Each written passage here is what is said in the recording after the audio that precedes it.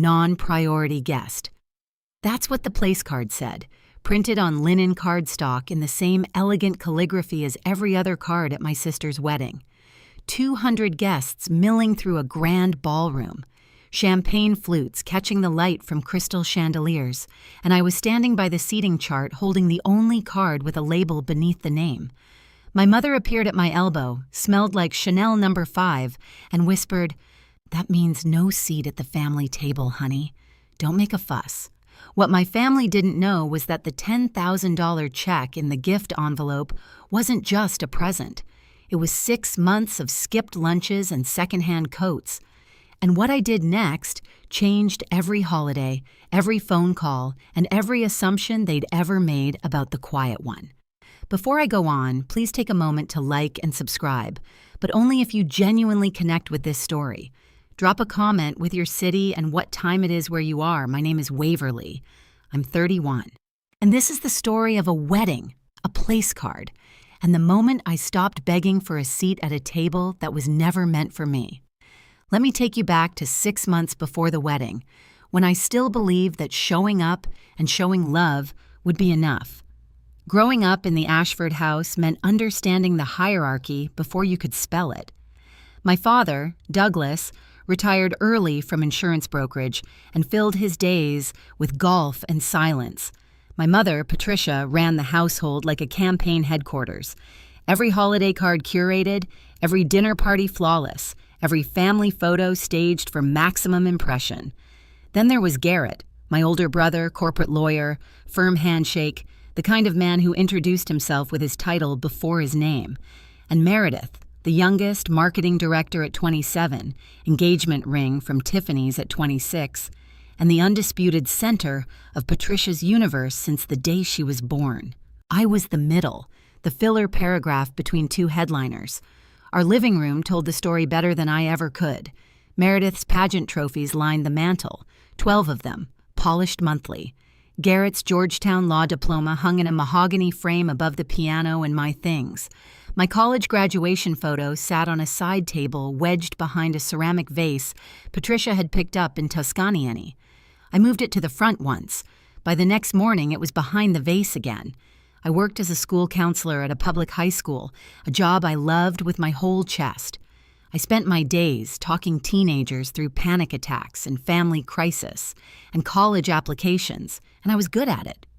Last spring, the district named me Counselor of the Year. I texted a photo of the plaque to our family group chat. Patricia sent a heart emoji. Garrett left it on red. Meredith never opened the message. That was the thing about the Ashfords. Love wasn't something they gave freely. It was allocated. And I learned early that my share was whatever was left over.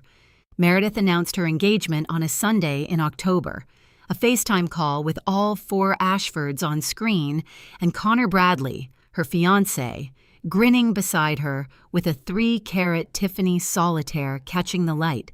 Connor came from money, old money. His family owned commercial real estate across 3 states, and his mother, Helen, hosted charity galas the way other women hosted book clubs. Patricia cried. Actually cried. "My baby girl," she kept saying, dabbing her eyes with a linen napkin. Douglas raised his coffee mug in a toast. Garrett said, "About time, Mayor." I said, "Congratulations." I meant it. The wedding would be held at Whitmore Estate, a 5-star resort property an hour north of the city, the kind of venue with a stone chapel and a ballroom with 30-foot ceilings and a price tag that could cover a year of my rent. Patricia had already started a shared Pinterest board before the call ended. In the weeks that followed, I asked Meredith how I could help. I called twice, texted 3 times. Each reply was the same polite deflection. Just show up and wear something nice. No task, no role, no involvement, like I was being managed, not included. But I wanted to do something. I wanted to prove to her, to all of them, that I showed up, that I teared, that I was family in every way that mattered. So I started saving. I cut my lunches to leftovers from dinner. I skipped my gym membership. I stopped buying new clothes. 6 months of quiet sacrifice until I had $10,000 in a certified check sealed in a craft paper envelope with a handwritten card that said, for your new beginning. I told myself this gift would show them my heart was bigger than my paycheck. I was wrong about what it would show them. The bridal party was announced in February.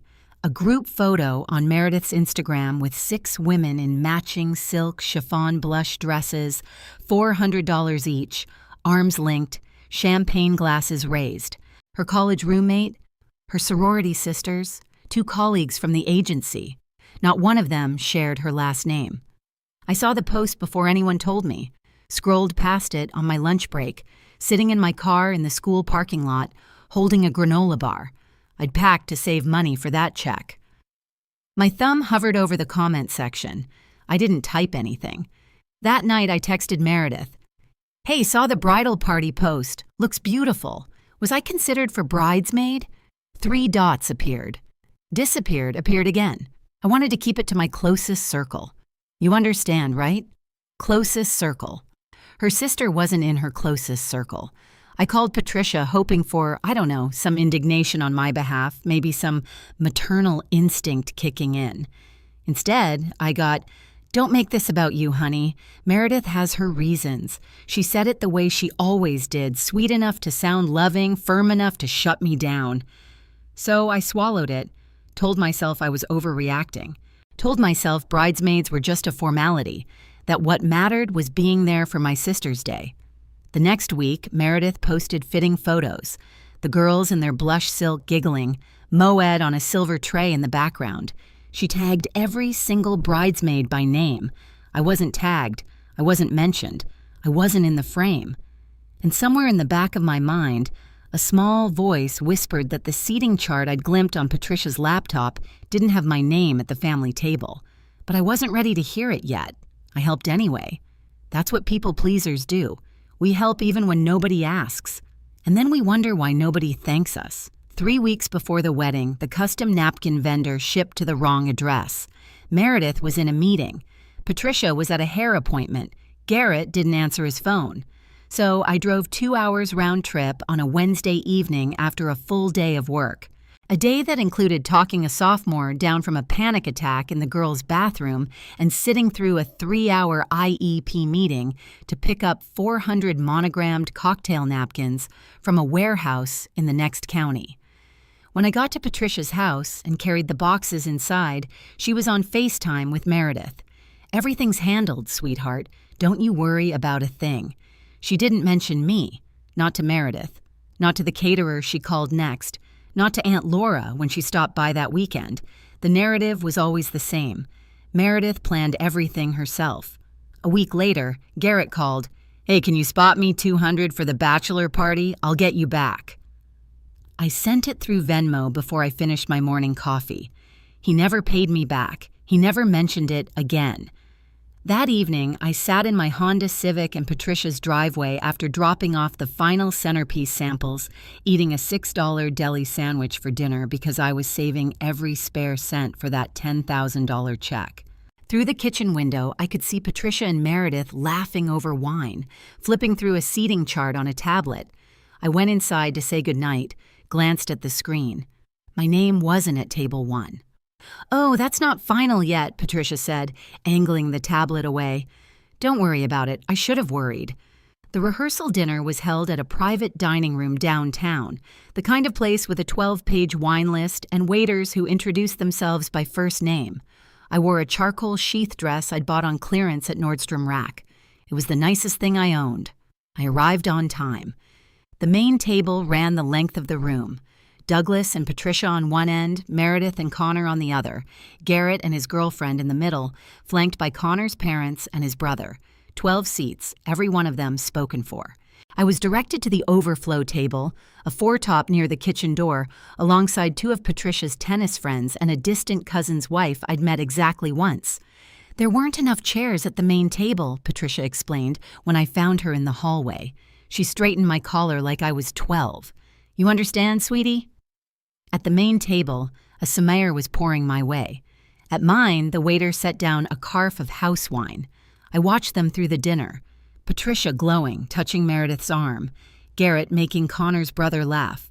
Douglas quiet but present in a way he never seemed to be with me. At one point, Helen Bradley, Connor's mother, a silver-haired woman with a firm handshake and the kind of posture that suggested decades of knowing exactly who she was, leaned toward Patricia and said something I couldn't hear. Patricia laughed and waved a hand in my direction. "Oh, Waverly prefers quieter settings." I saw Helen glance at me, then at the overflow table, then back at Patricia. Her expression didn't change, but something in her eyes sharpened, and near the seating chart display, the wedding planner, a woman named Simone Reeves, caught my eye, held it for half a second, and looked away fast like she wanted to say something but couldn't. 3 days before the wedding, my phone buzzed with a text from Meredith. "Hey, heads up. The dress code for family-adjacent guests is cocktail, not formal. Don't want you to feel overdressed." Family-adjacent. I read it 3 times. Family-adjacent, not family-adjacent to family, like a parking structure next to a building. Related by proximity, not by belonging. I'd already bought a navy formal dress, $180, which was more than I spent on clothes. In a typical year, I'd picked it carefully imagined standing beside my sister in photos, looking like I belonged in the same frame, Mr. I typed back. "I follow the family dress code." The reply came fast. "Relax, it's just a label. Don't overthink it. Just a label. Everything about my place in this family was just a label. Don't overthink it." The Ashford motto for anyone who noticed the cracks. I messaged Garrett looking for some backup. He responded in seconds. "Just go with it. You know how Mirror gets before events. Classic Garrett. Always smoothing the surface. Never checking what was underneath." That night, Meredith posted an Instagram story. Her bridesmaids at a fitting draped in custom Marchesa silk, $1,200 per dress, laughing in a sunlit studio with exposed brick and fresh peas on every surface. The caption read, "My girls." I screenshotted the family-adjacent text. Something in me, instinct maybe, or just years of pattern recognition, told me to keep it. I didn't know what for. I didn't know I was collecting evidence. I just knew that the word adjacent felt like a door closing, and I wanted proof it had ever been open. The morning of the wedding, I woke at 6. I ironed my cocktail dress, the one Meredith approved, packed the craft paper envelope with the $10,000 check into my handbag, and drove 50 minutes to Whitmore Estate under a sky that couldn't decide between sun and clouds. The venue was staggering. Stone columns, manicured gardens, a fountain the size of my apartment's living room, valet and black vests, a string quartet warming up somewhere beyond the hedge. I walked to the bridal suite with a small arrangement of white roses I'd bought at a roadside stand. The door was guarded by a woman in a headset. "Bridal party only," she said. "I'm the bride's sister." She checked her clipboard, ran her finger down the list, checked again. "I'm sorry, you're not on the access list." I called Patricia. She picked up on the 4th ring, her voice airy and distracted. "Oh, honey, Meredith wants the suite just for her girls this morning. Go get yourself a coffee. It'll be fine. It'll be fine." The Ashford lullaby. So I sat in the resort lobby, alone, holding my roses and my envelope, surrounded by $500 floral arrangements and the scent of diptyque candles, and watched through a wall of windows as my family filed into the bridal suite without me. Patricia with garment bags, Garrett with a bottle of champagne, Douglas with his hands in his pockets looking like he always did, present but absent. Simone Reeves, the wedding planner, walked through the lobby carrying a box of place cards. She saw me on the leather sofa, stopped, opened her mouth, closed it, and then said quietly, "The ceremony starts at 4. Her eyes held something I didn't understand yet. Guilt, maybe, or pity. I thanked her and went back to my coffee. 2 hours later, I'd walk into that ballroom holding an envelope I'd saved 6 months for. I'd walk out holding something worth far more. The ceremony was held in the estate's garden. White chairs arranged on manicured grass, an archway dripping with pies and eucalyptus, 200 guests settling in under a canopy of old oaks. It looked like a page from a magazine. It was supposed to feel like a dream. I found my seat in the 5th row, behind Connor's extended family, behind Meredith's colleagues, behind people I'd never met who apparently ranked higher in my sister's universe than the woman who'd driven 2 hours to pick up her napkins. The front row was reserved for immediate family: Douglas, Patricia, Garrett, and Garrett's girlfriend. 4 chairs. I counted them twice. There was no 5th chair. There was no gap where one had been removed. The row had been planned for 4 since the beginning. The ceremony was beautiful. I'll give it that. Meredith floated down the aisle in a cathedral-length Vera Wang, and for a moment, just a moment, she looked like the little sister who used to crawl into my bed during thunderstorms. Connor waited for her with wet eyes and steady hands. Meredith read her vows from a leather-bound journal. She talked about the family who shaped me, and her eyes traveled to Patricia, to Garrett, to Douglas. Not once did they travel to row 5. Not once did they find me. When Connor said, "Family is everything," I saw Helen Bradley, his mother, seated in row 2 in a tasteful navy suit, glance in my direction just for a second. Then she looked at Patricia, and her jaw tightened by a fraction. I applauded with everyone else. I smiled. I held my handbag, the one with the $10,000 check, against my hip and thought, 3rd row at the rehearsal, 5th row at the ceremony. I wonder where they'll put me at the reception. I was about to find out, and it would be worse than anything I'd imagined. The reception was in the grand ballroom. 30-foot ceilings, 3 chandeliers, a wall of French doors opening onto a terrace lit with string lights. 200 guests filtered in from the cocktail hour. Champagne warm and laughing, drifting toward the seating chart displayed on an easel draped in ivory linen. I found the display and scanned for my name. Table 1, family. Douglas, Patricia, Garrett, Garrett's girlfriend, no Waverly. Table 2, bridal party. Table 3, close friends. Tables 4 through 12, college friends, colleagues, Connor's fraternity brothers. Table 14, last on the list, closest to the kitchen doors, Waverly, Ashford, non-priority guest. I read it again. Every other card on that display listed a name, just a name. Mine was the only one with a classification printed beneath it in small, precise italic. Non-priority, like a shipping label, like a category on a spreadsheet. I picked up the linen place card, held it between 2 fingers. The cardstock was heavy, cream-colored, the same embossed calligraphy as every other card in the room. My name rendered beautifully above a designation that reduced me to cargo. Patricia materialized at my elbow. She smelled like Chanel and champagne. That means no seat at the family table. "Honey, don't make a fuss." "Okay." She said it the way you'd explain a weather delay to a child. Calm, measured, as if the cruelty were meteorological, regrettable, but beyond anyone's control. I looked at table 14. 2 strangers in their 60s. A couple I'd never seen before, a single place setting with a smaller menu card. One of the couples caught my eye. The woman smiled politely. "So how do you know the bride?" I held the place card steady. "She's my sister." The silence that followed told me everything the card already had. Dinner service began, and with it, the final distinction. At the family table, table 1, a sommelier in a black vest uncorked bottles of reserved Cabernet. Waiters in crisp white jackets presented the first course, seared scallops on a bed of truffle risotto.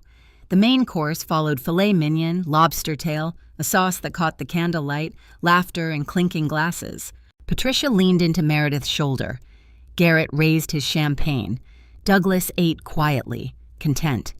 At table 14, a waiter sat down a plate of chicken breast, dry, unadorned, a side salad with vinaigrette from a squeeze bottle, no wine, a carafe of water.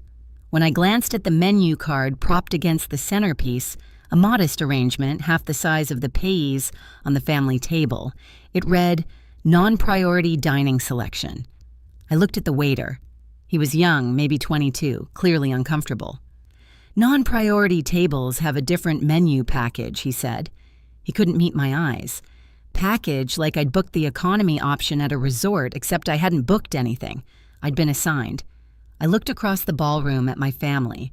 Patricia was laughing at something Garrett said, her diamond brooch catching light from the chandelier. Meredith leaned against Connor, radiant, untouchable. The silk tablecloth at table 1 was ivory. The one beneath my plate was polyester. Nobody looked at table 14. Nobody checked on me.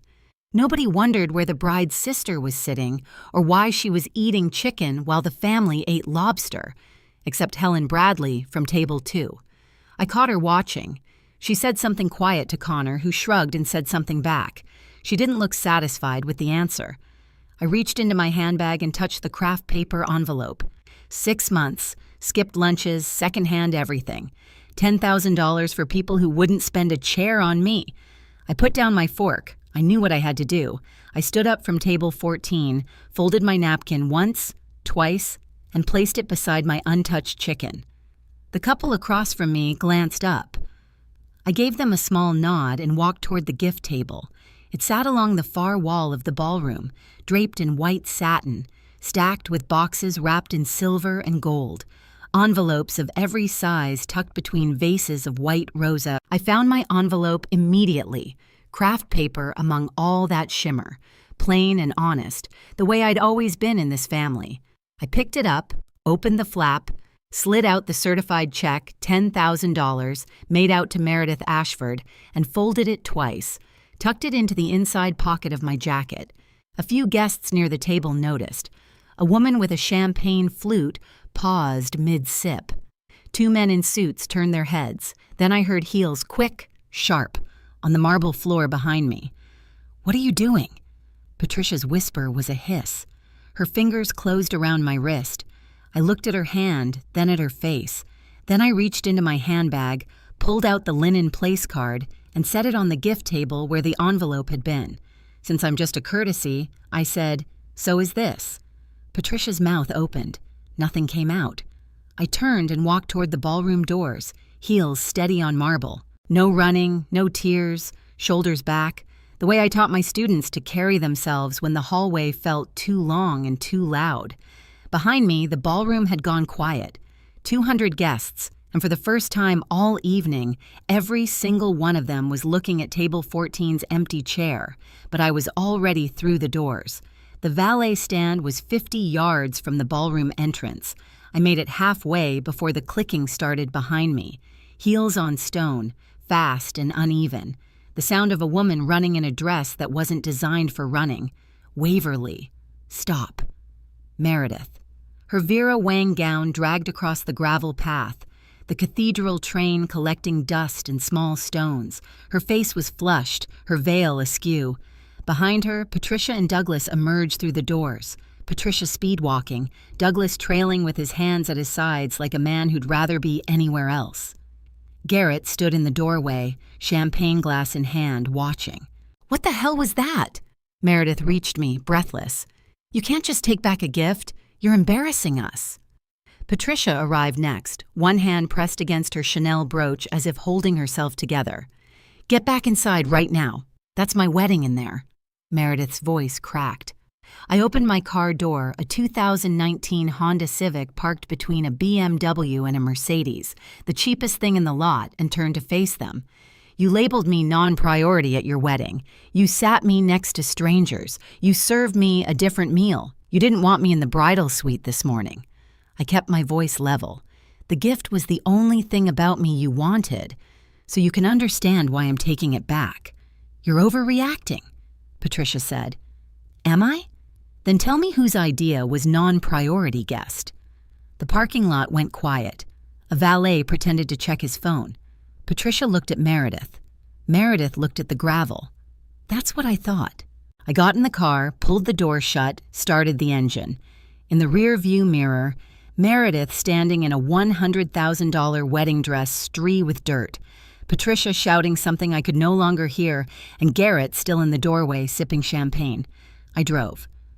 At that point, I was sitting in my car in that parking lot, hands shaking on the steering wheel, and I kept thinking, was I wrong? Was I the one making a scene?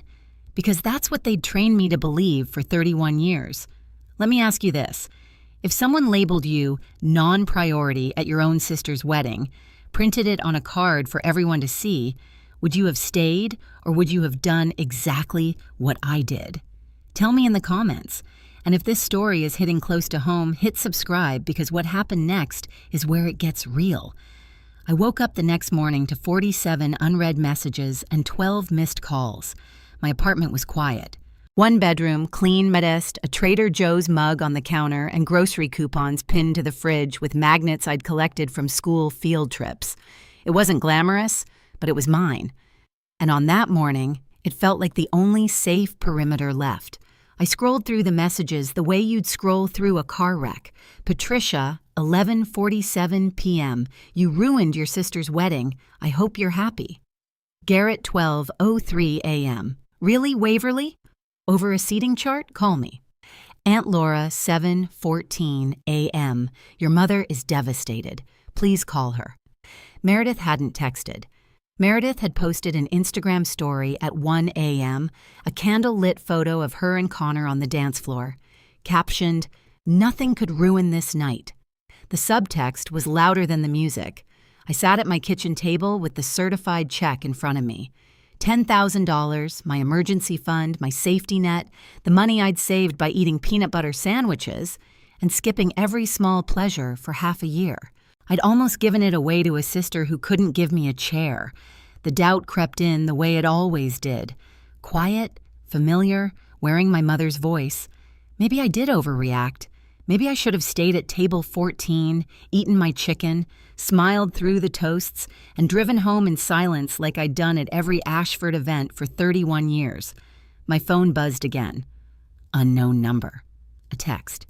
Hi, Waverly. This is Simone Reeves, the wedding planner. I'm sorry about last night. It wasn't my call. If you ever want to talk, here's my number. I stared at the message for a long time. Then, I set the phone face down and went to make coffee. The hardest part of leaving wasn't the walking out. It was waking up and wondering if I'd just detonated the only family I had. Garrett called on Tuesday evening, 3 days after the wedding. His voice had that careful, modulated quality he used in depositions. Calm, reasonable, designed to make the other person feel like the irrational one. Hey, let's talk like adults. I'm not taking sides here.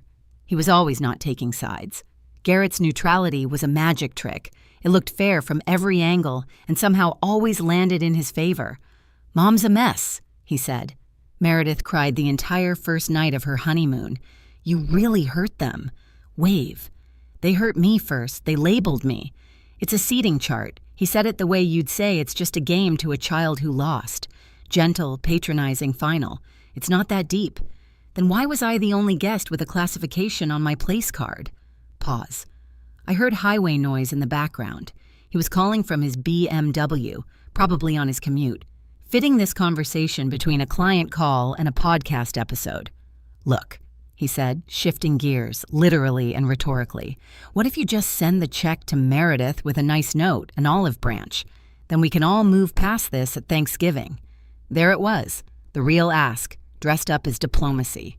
Move past what exactly? The fact that my own family classified me as non-priority. Waverly.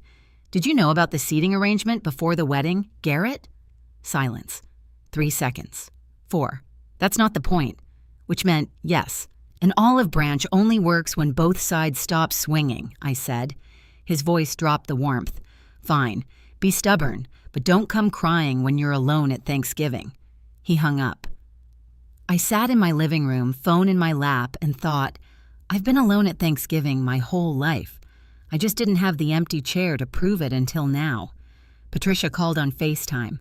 Her eyes were swollen, red-rimmed, damp, the full performance. Behind her, the redecorated living room gleamed, fresh-cut hydrangeas in a Waterford crystal vase, throw pillows arranged with surgical precision, image and substance living in separate zip codes. I didn't sleep all night, she said. Your father's blood pressure is up. This is what you've done to us.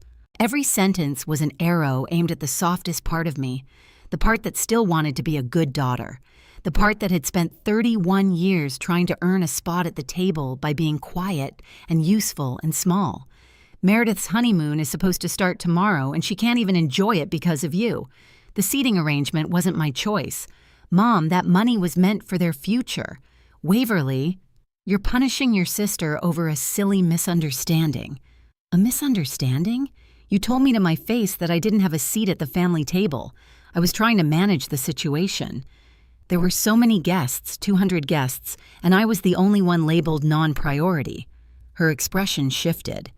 The wounded mother mask slipped, and underneath it was something harder, something I'd seen in glimpses my whole life, but never had the courage to name. You know what? Patricia's voice went flat. Maybe if you'd done more with your life, people would treat you differently.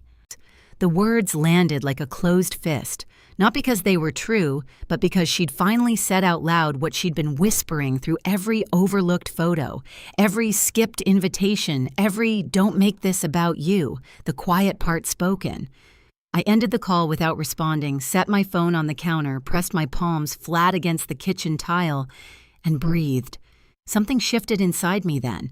Not anger, not sadness, something quieter, something final. That night, I pulled out every family photo album I had. I sat cross-legged on my apartment floor, lamp casting a yellow circle around me, and I flipped through 2 decades of Ashford holidays, vacations, and milestones. I was looking for something evidence maybe that I'd been loved the way I remembered, that the warmth hadn't always been a performance. Here's what I found instead. Christmas 2016. Patricia, Meredith, and Garrett in matching red sweaters by the tree. I was in the background carrying plates from the kitchen. Christmas 2019. Group photo in front of the fireplace. I wasn't in it. I'd been asked to take it. Garrett's law school graduation. A framed 5x7 on the mantel. My college graduation. That small photo behind the Tuscan vase. Every picture told the same story. I was in the margins or behind the camera or missing entirely. I opened my phone. My thumb hovered over Meredith's name. I started typing. Maybe I went too far. Then I stopped. Pulled up the screenshot from 3 weeks ago. Family adjacent. Looked at the place card I'd kept in my handbag, still sitting on my nightstand like a small monument to everything wrong with us. Non-priority guest, linen cardstock, beautiful penmanship, my name above a demotion. I deleted the apology draft letter by letter. My phone buzzed. Simone Reeves again. I know this isn't my business, but I have something you should see.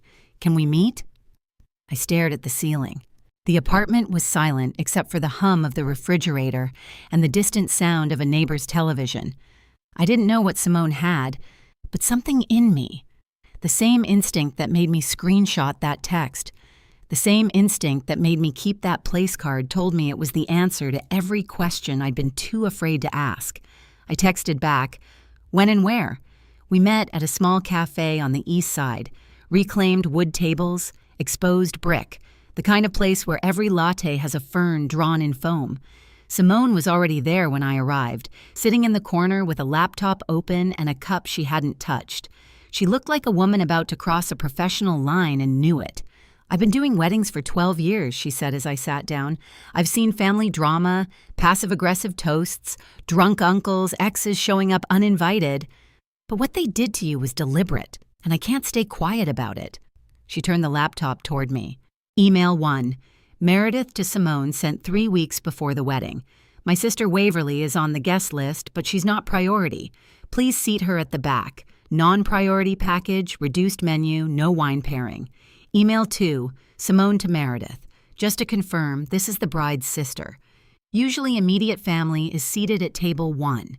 Email 3. Meredith to Simone. I know what I want. She's a courtesy invite. Handle it." I read each one twice. My hands were steady. My chest was not.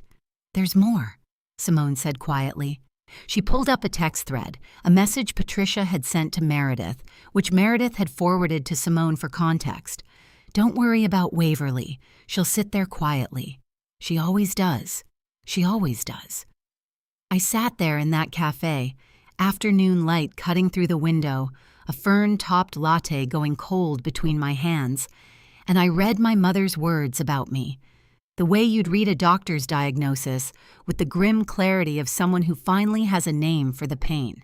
"I'm sorry," Simone said. I shook my head. "Don't be.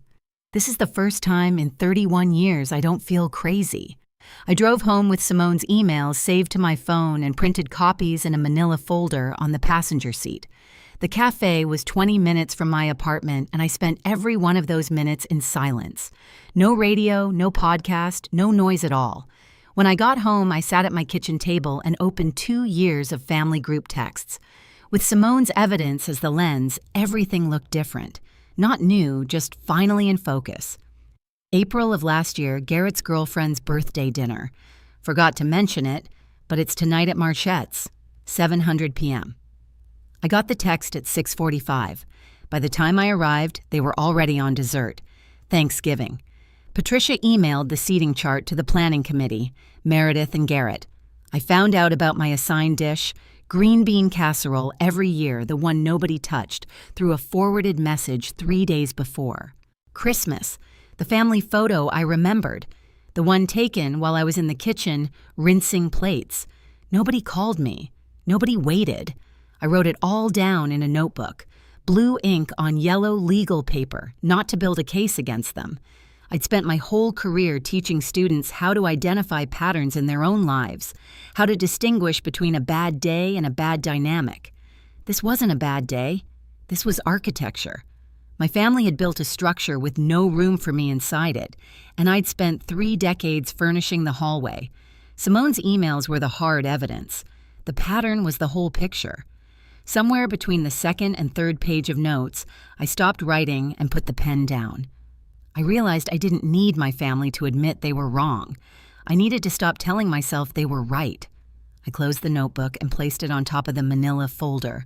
Then I made dinner, a real dinner with a glass of wine and a plate. I actually sat down to eat for the first time in months. Helen Bradley called the next afternoon. I didn't recognize the number, but the voice was unmistakable. Measured Southern warm in the way that old silver is warm with a weight to it. "Waverly, this is Helen, Connor's mother. I hope I'm not overstepping." "Not at all. I'll be honest with you." She paused, and I heard the creak of a chair. Her sunroom, maybe. The one Connor had mentioned once, full of orchids and natural light. I saw what happened at the reception, and it's been sitting with me ever since. She told me what she'd witnessed, how she'd asked Patricia at the rehearsal dinner why I was at the overflow table, how Patricia had said I preferred quiet settings, how Helen had watched me at table 14 during the reception and known the way any mother would know that something was deeply wrong. And after you left, Helen continued, I asked Connor. He told me Meredith said it was a mix-up, a miscommunication with the planner. It wasn't. I know that now. Connor confronted Meredith about it after the honeymoon. She told him, "You chose that table." I closed my eyes. Even after everything, the lie still stung. A fresh coat of paint on an old wound. "Connor doesn't know who to believe," Helen said carefully, "but I raised my boy to value honesty. And if your sister lied to him about something this straightforward, I worry about what else she might not be telling him. The silence between us held something I hadn't expected from a stranger, solidarity. You don't owe anyone an apology for refusing to be invisible, sweetheart." I thanked her, meant it more than she knew. After we hung up, I sat with the phone in my lap and realized something had shifted. I wasn't alone anymore. The truth had witnesses now. I laid everything out on my kitchen table like a counselor building a case file. Simone's emails, Patricia's text, Helen's account of Meredith's lie to Connor, the screenshot of family adjacent, the place card I'd kept, 5 pieces, 5 moments of proof that what had happened at that wedding wasn't a mistake or a misunderstanding or me overreacting. It was a plan executed by people who assumed I'd absorb it the way I'd absorbed everything before, quietly, gratefully, without making a fuss. I didn't want to destroy my family. I want to be clear about that. I didn't want a dramatic unraveling or a scorched earth take-on or a viral post. I wanted one thing, for the truth to be visible. For the people who'd spent 31 years writing me into the margins to sit in a room and look at their own handwriting. So I made a decision. I'd call Patricia, ask for a family meeting, Sunday brunch, her house, all of us. I'd give them one chance to acknowledge what they'd done, one honest conversation, face-to-face, no texting, no FaceTime filters. And if they lied, if they spun it, minimized it, turned it back on me the way they always did, I'd put the emails on the table and let the truth do what the truth does. I called Patricia. She picked up on the second ring, her voice bright with cautious optimism. "I'd like to have a conversation," I said. "All of us. Sunday brunch? Your house?" "Oh, honey." Relief flooded her tone. Of course, I'll make your favorite, that quiche you love. We'll sort everything out." She thought I was coming to surrender. I could hear it in the LAL tilt of her voice, the speed of her. Yes, the prodigal daughter crawling home. I hung up and looked at the manila folder on the counter, pressed my hand flat against it, felt the weight of the pages inside. My mother thought I was coming back to apologize. She had no idea I was coming back with receipts. Right before that Sunday brunch, I stood in my kitchen holding that manila folder and thought I could just let this go. I could accept my place at table 14 for the rest of my life and call it peace. But then, I read Patricia's text one more time. She'll sit there quietly. She always does. And I decided not this time. If you've ever had a moment where you stopped being quiet for the people who never spoke up for you, I want to hear about it. Tell me in the comments and stay with me, because what happened at that brunch? No one saw it coming. Sunday morning, the Ashford house looked the way it always looked when company was expected. Hydrangeas in the foyer, the good china on the dining table, fresh squeezed orange juice in a crystal pitcher. Patricia had been cooking since dawn, and the air smelled like quiche and performance. Everyone was there. Douglas sat at the head of the table with the newspaper folded beside his plate, doing what he did best, occupying space without filling it. Garrett leaned back in his chair, scrolling through his phone. Meredith sat between Connor and an empty chair. Mine, with her hand resting on Connor's forearm in a display of marital unity so deliberate it might as well have been choreographed. Connor looked uncomfortable. His jaw was tight and he kept glancing at Meredith. The way you glance at someone, you're still deciding whether to trust. I arrived at 10 sharp manila folder in my bag, weight against my hip. Patricia met me at the door with a hug, warm, lingering, theatrical. "I'm so glad you came, honey. Let's put all this behind us. Good to see you being mature about this," Garrett said without looking up from his phone. Meredith offered a tight-lipped smile. "Hey." I sat down, spread the napkin across my lap, rested my bag on the floor beside my chair, the folder inside it. Patricia served the quiche, poured the juice, arranged everything with the precision of a woman who believed that if the table looked right, the family would too. Connor turned to me. "Hey, Waverly, I'm sorry about the seating thing. Meredith told me it was a mix-up." I looked at him, then at Meredith. She was suddenly very interested in her quiche. Everyone at that table thought I'd come to surrender. They were already rehearsing their gracious acceptance. Patricia opened with the script I could have written in my sleep. "Waverly, we love you. Family forgives. That's what we do." She reached across the table and squeezed my hand. "Let's talk about how we move forward. Move forward. The Ashford euphemism for you apologize. We forget. Nothing changes." "I think Waverly knows she went a little far at the reception," Garrett said, setting down his fork with the casual authority of a man accustomed to controlling rooms. For the record, taking back a gift at a public event could technically be considered theft of a conditional gift in certain jurisdictions. I'm not saying it is, but Garrett. I held up a hand. "Don't." Meredith jumped in, her voice pitched to wounded. "I planned that wedding for an entire year, and the only thing anyone remembers is my sister grabbing an envelope off the gift table." Patricia nodded. "Just say you're sorry, return the check, and we'll forget it happened. Clean slate." I let the silence sit for a moment, let them think they were winning. Then I set my fork down, wiped my hands on the napkin, and said, "Before I say anything, I want to ask one question." The table stilled. Even Douglas looked up from his plate. Whose idea was it to label me non-priority guest? Quiet. The kind of quiet that happens when everyone in the room knows the answer and no one wants to say it. Patricia looked at Meredith. Meredith looked at Douglas. Douglas looked at the newspaper he'd already pretended to read. "It was a seating category," Meredith said finally. "The planner suggested it."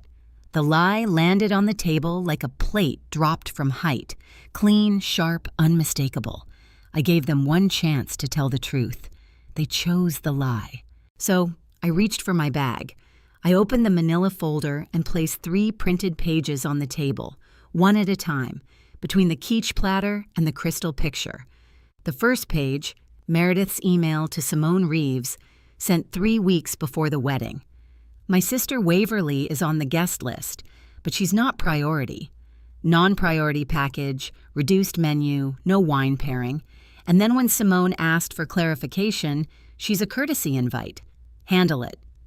The second page, Simone's reply, just to confirm this is the bride's sister, and Meredith's response, I know what I want. The third page, the text message from Patricia to Meredith, forwarded to Simone for context. 6 words. She'll sit there quietly. She always does. I didn't raise my voice. I didn't stand up. I just said the planner didn't suggest it. Meredith, you instructed her and Mom. You co-signed it. Meredith's face went white. Patricia's hand froze in the air, her coffee cup suspended between the saucer and her lips. Connor reached across the table and picked up the first page.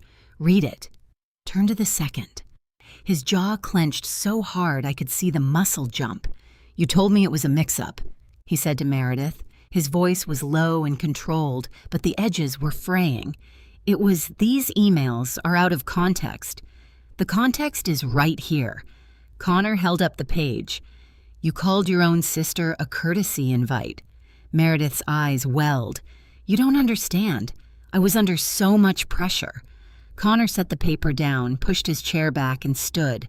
I need some air. He walked through the kitchen and out the back door. The screen door slapped shut behind him. Meredith stared at the empty chair. Garrett scrambling. Where did you even get these? This is a breach of, it's an email from a vendor your sister hired. I said, there's no breach, just the truth. Patricia was the first to try to rebuild the wall. Those emails don't mean what you think. I was just trying to manage. Manage what? I said, me?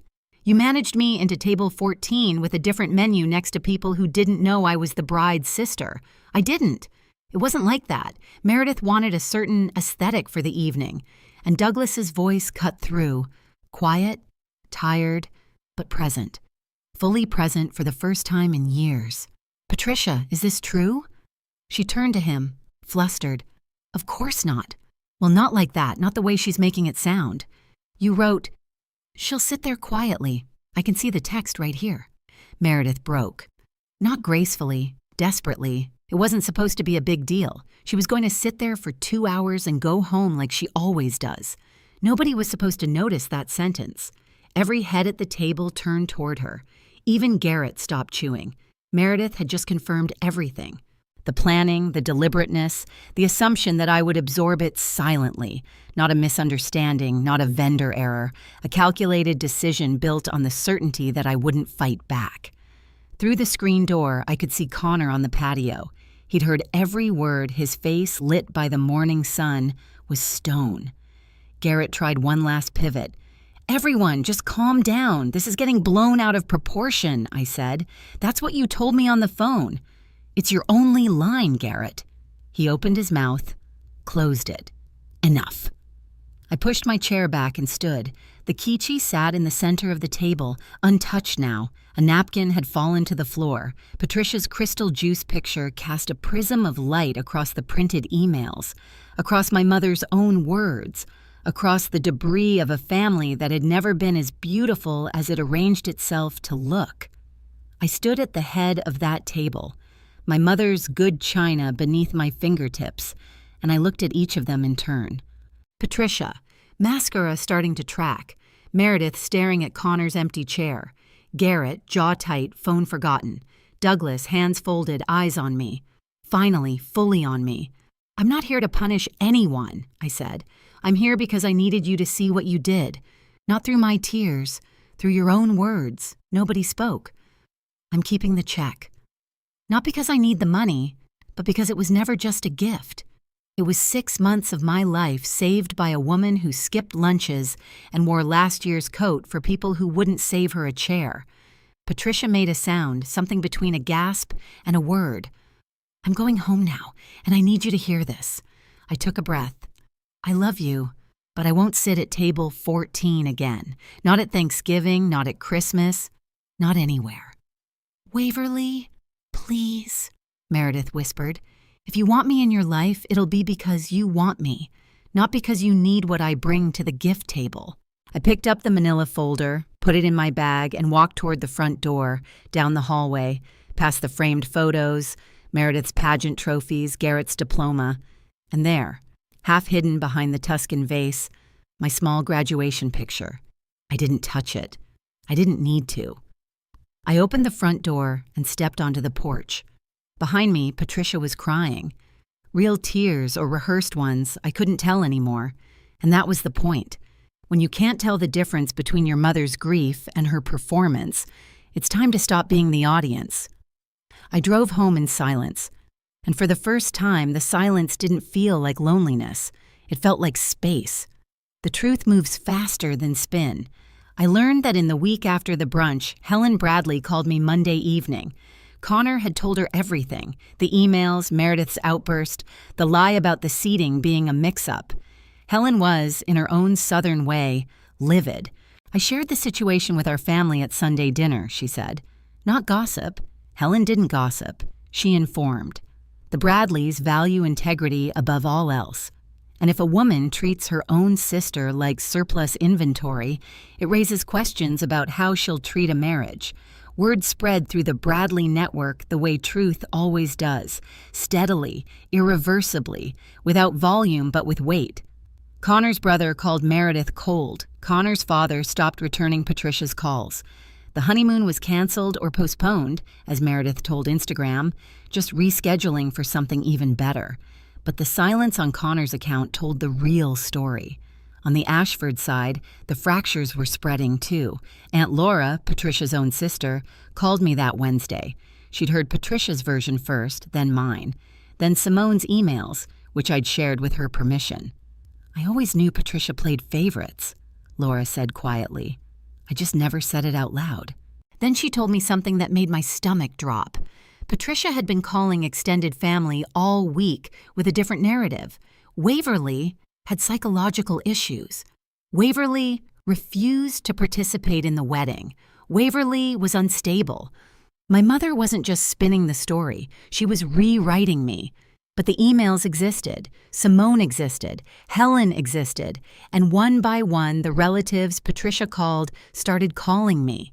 Not with accusations, but with apologies. I should have seen it sooner. I should have said something. I'm sorry. Helen sent me a handwritten card through the mail. Cream stationery, blue ink. Family isn't a label on a place card. Dear, it's how you treat people when no one's ranking them. I pinned it to my refrigerator right next to the grocery coupons. It looked like it belonged there. Patricia's campaign lasted 8 days before it collapsed. She called everyone, aunts, uncles, cousins, even Douglas's old college roommate. The message was consistent and rehearsed. Waverly had made a scene at the wedding, stolen back a gift, and humiliated the family. Waverly was struggling emotionally. Waverly needed help. For the first 48 hours, it worked. A few cousins sent me stiff, distant texts. Uncle Richard left a voicemail that started with, "I'm not taking sides, but," which, in my experience, always preceded someone taking a side. Then Aunt Laura started forwarding the emails. She didn't do it dramatically. She simply replied to Patricia's family-wide email thread, the one Patricia had titled, "Checking in about Waverly," with Simone's emails attached and a single line, "Has anyone seen these?" The thread went quiet for 6 hours. Then it erupted. Cousins who texted me with judgment were now texting me with shock. Uncle Richard called back and said, "I owe you an apology." Patricia's friend from tennis sent a message meant for someone else. "Did you know about the seating thing?" Good Lord, and accidentally copied me. Garrett called, and for the first time, his voice carried no polish. "You're destroying this family." "No, Garrett, I'm just not covering for it anymore." He went quiet. Then, unexpectedly, the truth fell out of him. "I told Meredith I'd get you to return the check. She was going to connect me with Connor's firm for a referral. I needed that favor." There it was. His loyalty had never been to the family or to Meredith's feelings. It was transactional, a referral, a career play. His concern for me had a price tag on it, just like everything else in this family. "You're not protecting anyone," I said. "You're protecting the version of this family that benefits you." He hung up. Connor called me 2 weeks after the brunch. It was late 9, and his voice carried the flat exhaustion of a man who'd been arguing in circles. "I want you to know this isn't just about the seating chart." He told me what had happened in the weeks since. The emails had cracked something open. Once Connor started looking at Meredith's stories with fresh eyes, the pattern emerged. Small lies told casually about money and friends and plans. Nothing catastrophic on its own, but stacked together, they formed a wall he couldn't see through anymore. The place card wasn't the problem, he said. It was the pattern. He and Meredith were in couples counseling now, his condition for staying. Meredith had resisted at first, called it an overreaction, said the same words she'd said at the brunch. It wasn't supposed to be a big deal. The therapist apparently had not agreed. 3 days later, Meredith called me. Her voice was different, stripped of the polish, the performative confidence, but it wasn't yet the voice of someone who understood. "Connor's making me do therapy because of what you did. Connor's asking you to do therapy because of what you did, Meredith." Silence. "I didn't think it was that big of a deal," she said. Smaller now, closer to honest maybe, but still circling the edges rather than walking through the center. "I know," I said. "That's the problem." She was quiet for a long time. In the background, I could hear the echo of an empty condo, the honeymoon luggage still unpacked probably, and the framed wedding photo Connor had turned face down on the shelf. "Are you ever going to forgive me?" she asked. "I don't know yet, but I'll tell you this. I'm not the one you need to be asking." The letter arrived on a Thursday. No return address, but I recognized the handwriting, Douglas's tight, careful print, the kind that comes from a man who measures his words because he spent a lifetime not using enough of them. It was written on yellow legal pad paper in black ink, not typed, not emailed, handwritten. Because as he explained in the second paragraph, email felt too easy for what I need to say. He didn't make excuses. He said he'd seen the seating chart on Patricia's laptop before the wedding and asked about it. Patricia told him it wasn't finalized. He chose to believe her because believing her was easier than fighting. He said he'd watched me sit at overflow tables and disappear into kitchens at holidays for years. And he told himself it was just how things worked. He said he was wrong. I should have been the one to pull that place card off the table. He wrote, "I'm sorry I made you do it yourself." He didn't ask for forgiveness. He didn't promise that everything would change overnight. But at the bottom of the second page, in handwriting that shook slightly at the edges, he wrote that he'd started seeing a counselor on his own. Not because anyone asked him to, because he'd realized that 30 years of silence wasn't neutrality, it was failure.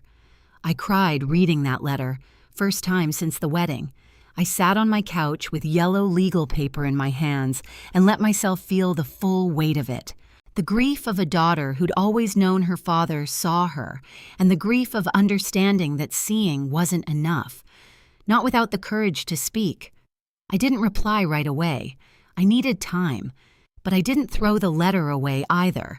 I folded it carefully and placed it in my nightstand drawer beside the place card. Some things you keep because they hurt, and some things you keep because they're the first honest thing you've received in years. 3 months passed. The world didn't end. That surprised me more than it should have. My apartment, the one bedroom with the coupons on the fridge and the Trader Joe's mug, started to feel different. Not bigger, just warmer. Like something in the walls had relaxed once I stopped carrying the tension of a family that didn't know how to hold me. I deposited the $10,000 check into a savings account. Not a revenge fund, an emergency fund. A promise I made to myself that I would never again be in a position where I needed my family's approval to feel safe. At work, the principal called me into her office in October. The district had approved a new position, head counselor. She offered it to me first. I took it. And the irony wasn't lost on me. I'd spent my career teaching teenagers how to set boundaries, how to recognize unhealthy patterns, how to stop shrinking themselves to fit spaces that were never built for them. It just took me 31 years to take my own advice. I went no contact with Patricia and Meredith. Not a dramatic declaration. I didn't block them or send a manifesto. I just stopped answering. The door wasn't locked. It was just closed. Garrett called once. A formal apology. The words right. The tone hollow. He'd heard from Aunt Laura that the extended family was distancing from Patricia, and suddenly, remorse became convenient. I thanked him, kept it short. Douglas I saw once. We met for coffee at a diner near his house. Just the two of us. No Patricia, no script. The conversation was hard. Lots of silence, but the silence was different from before. It was the silence of two people trying, not two people avoiding. Helen Bradley invited me to Thanksgiving. You'll always have a seat at our table, she said. I hadn't decided yet, but I noticed the word she used. Seat, not label, not category. Seat. I bought myself a thin silver bracelet that week, had one word engraved on the inside. Enough. It wasn't expensive. It wasn't a brand anyone would recognize, but I chose it for myself, and that made it the most valuable thing I owned. There's a bench in the park near my school under a sycamore tree that drops leaves the size of dinner plates every October. I'd been eating my lunch there since I started the job. 5 years of sandwiches and silence and watching kids throw footballs on the grass. On a Friday afternoon in late October, I sat on that bench and opened my phone to the drafts folder. The unsent message to Meredith was still there, the one I'd started typing the night I almost caved. Maybe I went too far. I selected it, deleted it, watched the cursor blink in the empty field, then closed the app. I didn't feel anger, didn't feel triumph. I felt the clean, quiet relief of someone who'd put down a bag they'd been carrying so long they'd forgotten it had weight. I spent a long time sitting there watching a family, mother, father, 2 kids, set up a picnic on the grass nearby. They bickered about where to spread the blanket. The dad burned his tongue on soup from a thermos. The little girl spilled apple juice on her brother's shoe, and everybody laughed. It was imperfect and ordinary, and nobody at that picnic was earning their seat. My phone buzzed. Simone Reeves. Hope you're doing well. My newest client's family just called about seating arrangements for a winter wedding. I told them every guest gets the same table setting, the same menu. Period. No categories. Thought you'd want to know? I smiled. The first real, full, uncomplicated smile in months. I didn't change Simone's career. She changed her own.